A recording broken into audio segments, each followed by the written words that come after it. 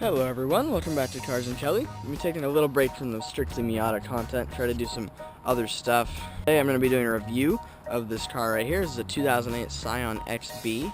Coincidentally happens to be the same color as my car. But other than the color, I can assure you this is a very different car than my Miata.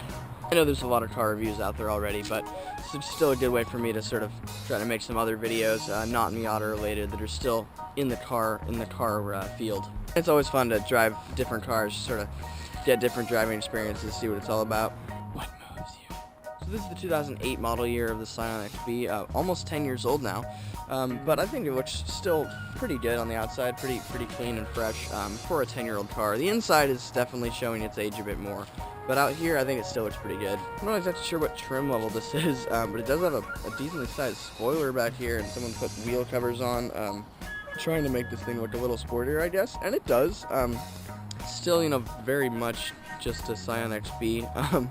Not many actual modifications on here, but it does look a little bit better than your average one, I would say.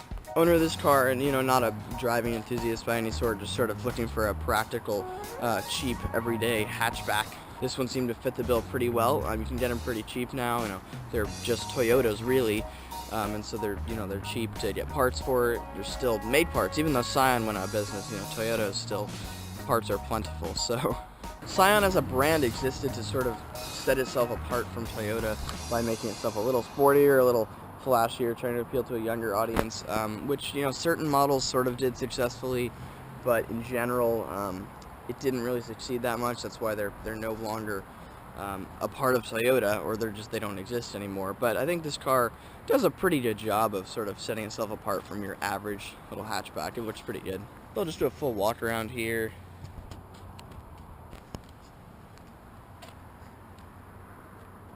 This is the second generation of the Scion XB. The first one was those classic toaster cars, even more boxy than this. I think did not look very good at all. I think they did a much better job the second time around with this car. You could bash this car all day long for having little fake sporty trim pieces and stuff that try to make this car really fancier than it is. But for just the average person who wants to have fun driving around in a regular car, this is, I think they did a pretty good job with that.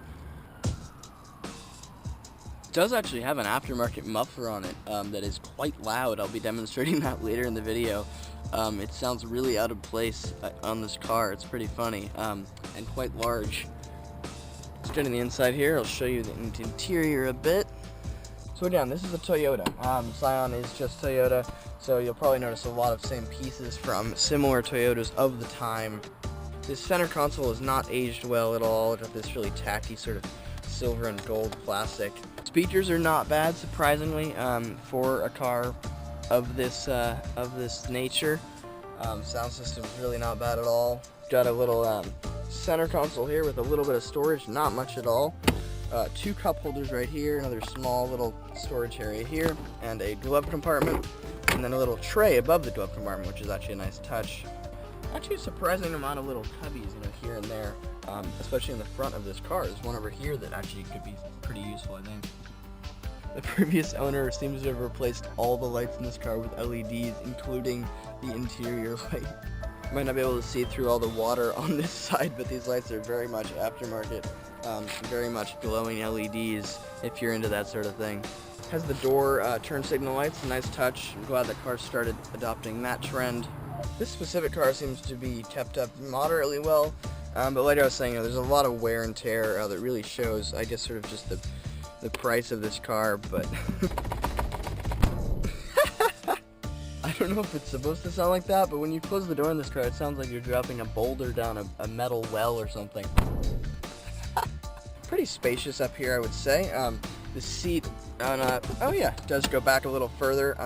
Quite a lot of legroom. You do sit pretty high off the ground. I'm going to set the seat at a fairly normal spot and go check out the back seat legroom. I am a smaller, shorter person, but there's actually quite a lot of legroom back here. Considering this is not a very big car, I would say still a pretty sort of subcompact or compact car. It's pretty roomy in here. I want to do a comparison soon between this car and my family's Honda Fit from the same exact model year, actually. That'd be interesting, because that car, I feel like, really utilizes its space really well. It's sort of similar kind of car, small hatchback, 5 65 doors. It'd be interesting to see which one ends up actually being more practical. Seats are moderately comfortable, not leather, just sort of basic cloth, but you know, they feel alright. The rear middle seat in this car is actually not bad at all. A lot of these cars, these small hatchbacks that have 3 seats in the back, it's a little bit cramped for space. There's sometimes like a hump on the floor for the transmission. The seat itself is elevated, or there's no headrest or something, but this seat is actually not bad. It seems pretty comparable to the regular back seats. This material over here on the door panels is kind of crappy. And at least in this car, if you want to use the air conditioning, check out the trunk space back here. It's not bad at all. You know, Scion seems to really love these little random cubbies here and there in this car. But yeah, this is not too bad on space. Again, it'd be interesting to see how this compares to a Honda Fit or something like that. But it looks like, you know, the back seats fold down, have a lot of versatility and space back here if you choose to use it.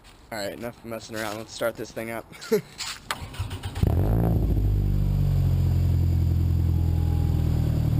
So I just started it up, and all the windows are up, all the doors are closed, and this car is so loud from in here. Like, it's just idling below 1,000 right now, and it's rumbling so loudly. So it's moderately quiet if you're not on the accelerator at all. But in literally any other circumstance, this car is so loud. It has this gross, like, blatty sound when you get on the throttle.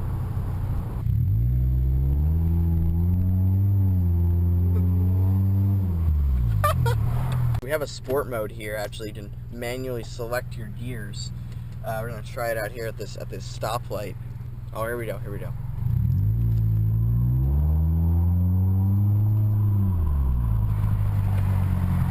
So, like, pretty much all of these regular cars that have manual shifting modes that I've tried, it's quite bad. You know, the gearbox is quite slow to respond. It's slow to respond anyway, just in automatic mode. So, especially if you're trying to tell it when to shift, it's not good at all. The transmission is actually a really interesting part of this car. It's really eager to downshift just to make more power, like whenever you get on the throttle the slightest bit. I think that's probably why this car is notorious for not getting very good gas mileage, even though it's just like a regular hatchback. I'm sure you could get okay mileage if you just really drive it softly, because it doesn't have a very big engine, not much power. But yeah, if you accelerate, you know, in any way at all, it'll downshift right away. Alright, highway on-ramp test.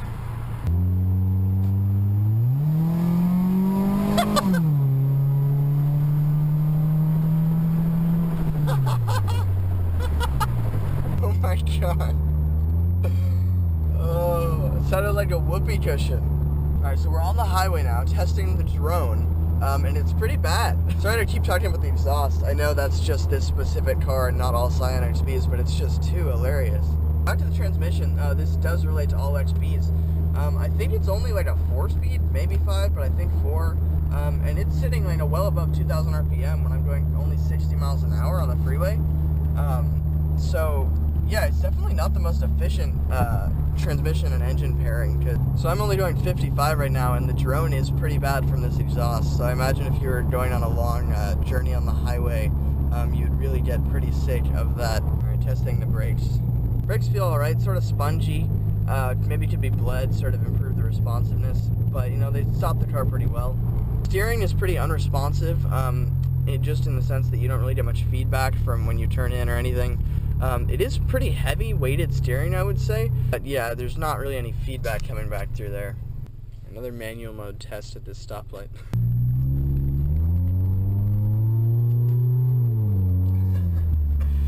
Oh, it's so late.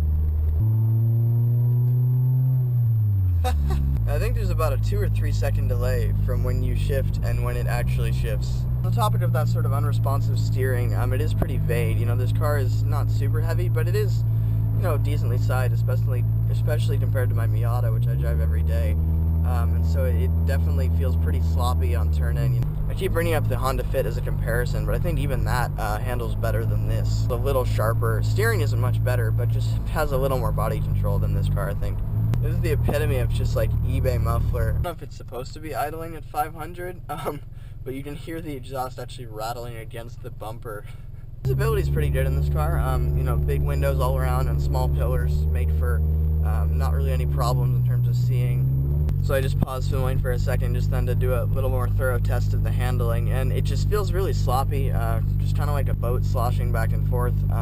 Can take turns at moderate speed, but you know, you just don't really know what's going on throughout the corner at all. You know, there's not much need to really review the performance aspects of a car like this, but it's just kind of fun, and that's what I usually kind of critique and analyze in cars anyway. Because I mean, to be honest, if you're buying this car just as like a practical everyday car, it's totally fine, and there's not really much wrong with it in that sense. So it's kind of just natural for me to look at the way it drives.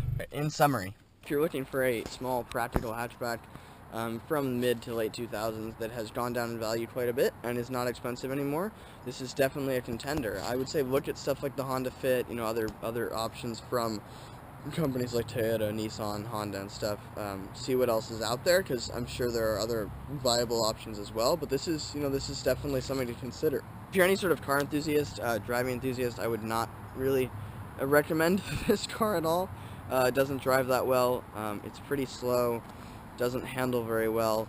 It's moderately comfortable, but not like comfortable enough to make up for the lack of handling. Stay tuned pretty soon for a comparison between this and the Honda Fit, because I'm genuinely curious about sort of how those cars stack up. But for now, that's been it. Thanks so much for watching, and I'll see you guys next time.